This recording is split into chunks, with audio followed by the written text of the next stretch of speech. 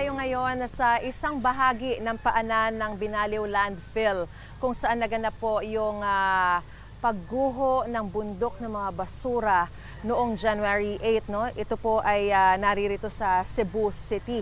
At day 7 na po ngayon ay sinasagawang rescue operations sa 23 pang nawawala. So sa buong magdamag po, no, hindi naman po tumigil ang rescue operations kasi 24 oras na po yung ginagawa nilang search and rescue operations. At base sa impormasyon na kuha po natin, wala pong nadagdag doon sa 13 mga na-recover ng mga bangkay mula doon sa guho. So hanggang ngayon ay tuloy-tuloy pa rin po yung operations na ginagawa po nila sa 23 pa pong nawawala. At para sa rescue operations po, humigit kumulang 500 mga personnel ng Bureau of Fire Protection, AFP, PNP at iba pang mga government agencies ang nagtutulungan, kasama po yung Prime Integrated Waste Solutions Incorporated ang nag-ooperate po sa landfill sa paghahanap dun sa mga nawawala. At hinati po sa 4 na quadrant yung pinaghahanapan nila para mas maging efficient, mas maging mabilis dahil nga po oras yung kalaban nila pagdating sa paghahanap. Dahil nga po, gaya na nabanggit ko, ay day 7 na po ng kanilang paghahanap.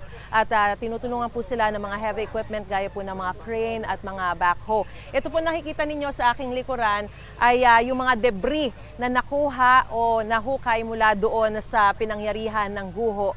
So, binabawasan po yung mga kalat doon, yung mga debris, at dito nilalagay muna dito sa aking likuran dahil nga po magiging dahilan din po yun para mas mapabilis yung kanilang paghahalukay. So, una nang sinabi ng Prime Waste Solutions, Prime Integrated Waste Solutions Incorporated, na nakikipagtulungan sila sa pamahalaan para tulungan yung mga apektado ng guho, no? Bagamat hindi pa sila nagbibigay ng karagdagang impormasyon o pahayag kaugnay nga po sa nangyaring pagguho. Sa ngayon, ipinagbabawal muna ang lumapit pa rin doon sa gumuhong landfill dahil sa posibleng panibagong pagguho. At patuloy pa rin kasi yung paggalaw ng mga basura, kaya posibleng bumagsak ang mga bahagi ng naiwang pasilidad, lalo na't paminsan-minsan may mga pag-uulan din, so posible rin po yan magdulot ng mga pagguho pa. So nagdeklara na rin po ng state of calamity dito sa lungsod ng Cebu dahil pa rin po sa pagguho, at ipinauubaya naman ng lokal na pamahalaan ang investigasyon sa Environmental Management Bureau ng Department of Environment and Natural Resources.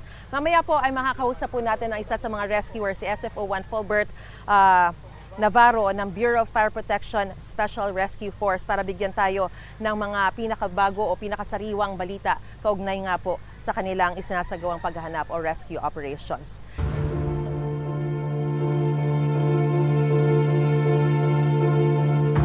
Mahigit 21 billion pesos na ang halaga ng mga na-freeze na assets ng Anti-Money Laundering Council, AMLAC, kaugnay sa investigasyon sa questionable flood control projects. Yan po ay ayon sa Bureau of Customs. Kabilang daw dyan ang mga bank account, e-wallet insurance policies, sasakyan pati air assets. Nakiusap naman sa Independent Commission for Infrastructure Special Advisor Rodolfo Azurin Jr. sa publiko na makipagtulungan para sa pag-recover ng mga asset kung may alam tungkol dito. Sabi ni Azurin, natunto ng mga sakyan na may kaugnayan umano kay Saldico dahil sa sumbong ng isang sibilyan. Kahapon nagpulong ang Technical Working Group for Asset Recovery kaugnay nito. Magkakaroon daw ng isang dashboard system na layong alamin at i-consolidate ang mga impormasyon kaugnay sa mga kukumpiskahing asset, partikular ng mga individual na iniimbisigahan kaugnay sa issue ng flood control. Kinansela ng Department of Energy ang kontrata ng Solar Energy Company na pag-aari ni Batangas 1st District Representative Leandro Leviste dahil umano sa mga paglabag. Sabi ni Leviste, sasagutin niya ito pati ang iba pang isyong ibinabato sa kanya sa muling pagbubukas ng Kongreso sa January 26. May unang balita, si Tina Panganiban Perez. Dahil bigong ma-deliver ang commitment na halos 12,000 megawatts na power supply, kinansela ng Department of Energy ang mga kontrata para rito ng Solar Philippines Power Project Holdings. Kumpanyang itinatag ni Batangas 1st District Representative Leandro Leviste. Ang kanselasyon, bahagi ng mas malawak na paglilinis daw ng DOE sa mga hindi natutupad na kontrata. Sa isang mensahe sa GMA Integrated News, sinabi ni Energy Secretary Sharon Garin na mga lehitimo at seryosong investors lamang ang gusto nila sa energy sector. Kaya kinansela nila ang mga kontratang aabot sa 17,000 megawatts ng renewable energy, kabilang ang sa Solar Philippines. Ayon kay Garin, ilang beses silang nagpadala ng show cause orders at iba pa, pero wala raw silang nakuhang tugon sa Solar Philippines. Pinagmumulta sila ng tinatayang 24 billion pesos. Dagdag ni Garin, ang kanselasyon ay base lamang sa discipline, performance at pagpapatupad ng kanilang contractual obligations. Pagsunod-an niya ito sa integridad ng mga kontrata at pananagutan sa publiko at hindi dahil sa politika. Ayon pa sa kalihim, posibleng kulangin na ang reserbang kuryente sa hinaharap at hindi mangyayari ang inaasahan sanang pagbaba ng presyo ng kuryente. Hininga namin ang reaksyon si Leviste at ang Solar Philippines, ngunit wala pa silang tugon.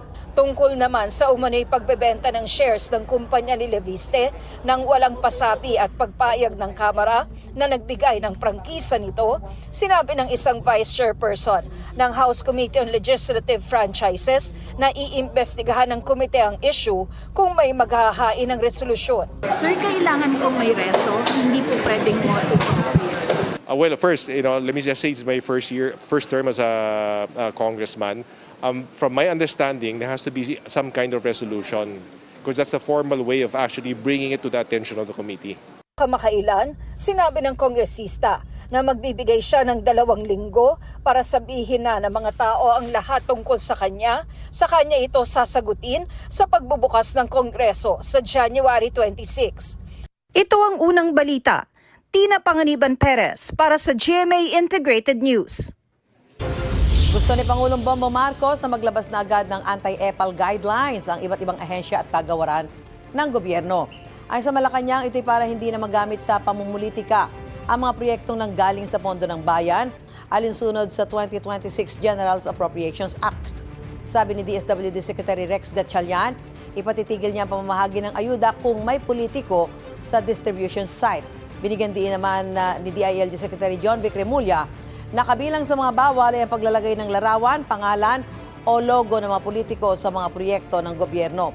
Ang pwede lang ilagay ang mga detalye gaya ng pangalan ng proyekto, kontratista, petsa kung kailan nagsimula at matatapos, at kung magkano ito. Hinihikayat din ni Remulla ang publiko na isumbong sa DILG ang mga politikong lalabag dyan. Maaari daw masuspinde o maharap sa reklamo sa ombudsman ang mga politikong gagawa niyan. Kapuso, huwag magpapahuli sa latest news and updates. Maging una ka sa balita at mag-subscribe sa YouTube channel ng GMA Integrated News.